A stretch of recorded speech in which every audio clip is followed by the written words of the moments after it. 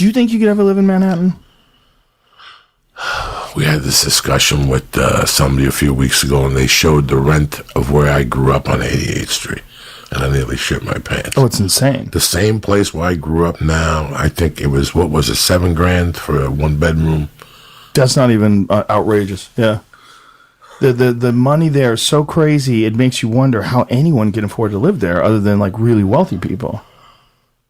If there's any city that gives me anxiety, it's New York City at night anymore. Yeah? I've gotten to the age that I've gotten very comfortable here. And when I go play the stand on Thursday nights, I stand on the corner before you go in. And I actually fucking can't take the cars anymore. Like the speed, that electricity, I'm not used to it anymore. Really? Yeah, it fucks with me a little bit. So on Thursdays, I don't go into the city no more.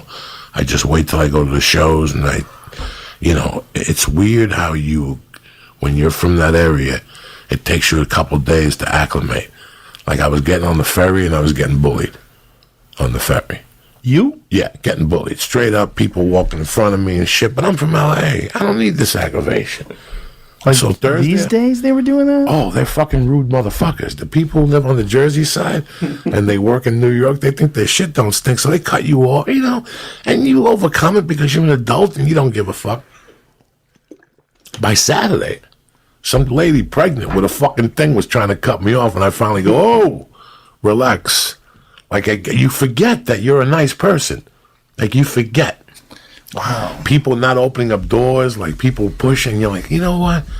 I'm from a different civilization. Like people, you forget. And then you toughen up by Saturday, but then you'll leave on Sunday anyway. So what's the toughness for? You know what I've been saying for a while? Is that what's going on in New York and what goes on the entire East Coast with the difference between the way people behave there versus out here is that they're still too close to the people that first landed there.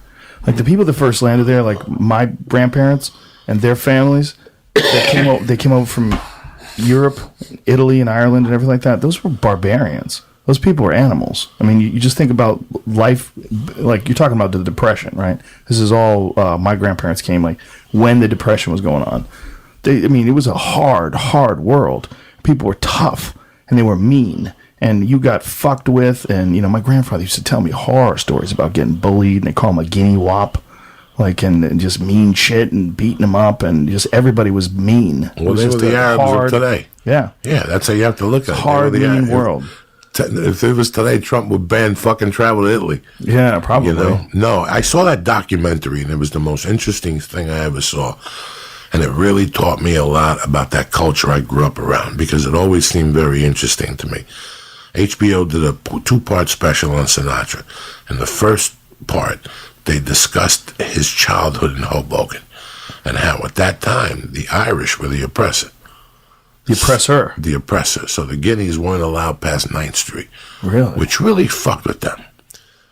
Then stuff happened and the Italians, grew, and then they got past 9th Street. But Sinatra always had that mentality of I was never allowed over 9th Street. You gotta watch it. It's fucking interesting. Oh. Plus, I understood the people I grew up with from North Bergen. See, Hoboken is moving on up to North Bergen.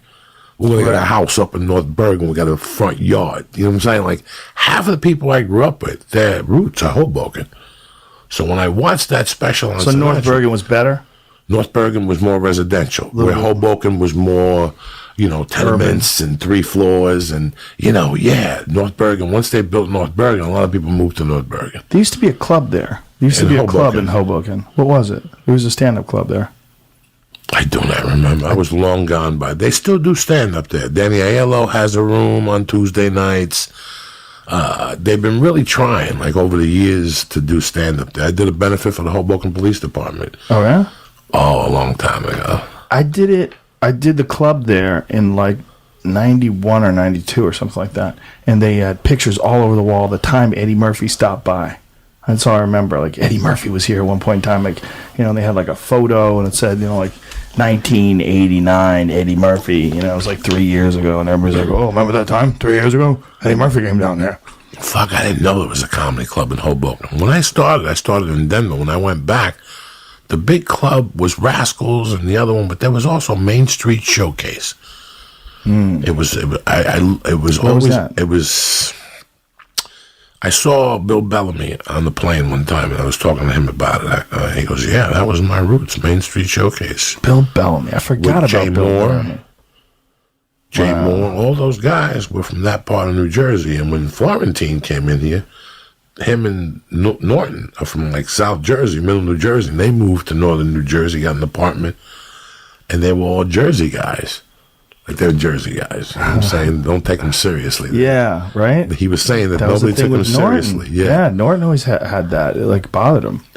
You're not funny till you move to New York. Yeah, isn't that funny? Like you have to go to New York to be taken seriously. If you live in New Jersey, you're just a hack. You're telling fart jokes and shit, you know? Those clubs in Jersey are brutal. I mean, Bananas is club, the one by Bananas Fort is Lee. brutal. And it's brutal. You do comedy at a ping pong table. Did It's you do the fun. one in Poughkeepsie? I did the one in Poughkeepsie I did that one. a couple times. That's in a ballroom, Lee. Yeah. And it's next to a gas station. That's as good as it gets, dog. And they put you in the downstairs room, and when I tell you it's fucking freezing, it's fucking freezing. They got one diner in the lobby, and it's the worst food you've ever eaten in your life. Even if they give you the 30% off, you'd rather fucking starve to death. That's how bad that place is. And you're stuck up there for 2 fucking nights next to a gas station. That's it. I worked up there with Tony V. Do you know Tony V? Fuck yeah. I worked up there with Tony V. I was the middle. He was the headliner. And some lady kept flashing the light while I was on stage. I was supposed to do like, I don't know, 20, 25 minutes, something like that. And at like 10 or 15, she's flashing the light. And I ignored it. I just did my set. I got off stage. And she goes, "Okay, I don't know if you know how we do it here, but you can't do that language at this club." And I remember saying, like, "What are you talking about?" Like, I was laughing because I was already moved to New York. I was already getting work. I already had Sussman as a manager. I was like, "What?" And she was like, "You're gonna have to change your act work." I go, "No, I'm not." I go, "What are you, the manager here?" I go, "I got booked here. I got booked here by the owner of the club." I go, "I'm gonna do my act. They know what my act is." I go, "You don't like it, so you want me to change?" And like she looked at me, and like she didn't expect that. And I just raised my eyebrows and I just walked away.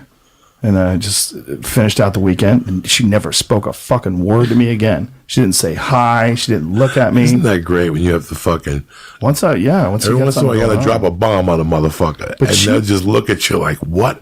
She was talking to me like she was the manager at Wendy's, and I was the fry boy. She's like, "I don't know if you know how this works here." Like she's like the lady that takes the tickets.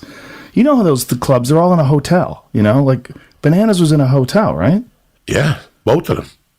So she just decided she didn't like my act, because I talked about sex. So she's just decided that I was going to have to change my act. I don't know. I'll never forget her face. I don't know if you know how we do it here, but you can't do with that language here. We're going in like fucking Marines, you understand me? Welcome to church, motherfucker.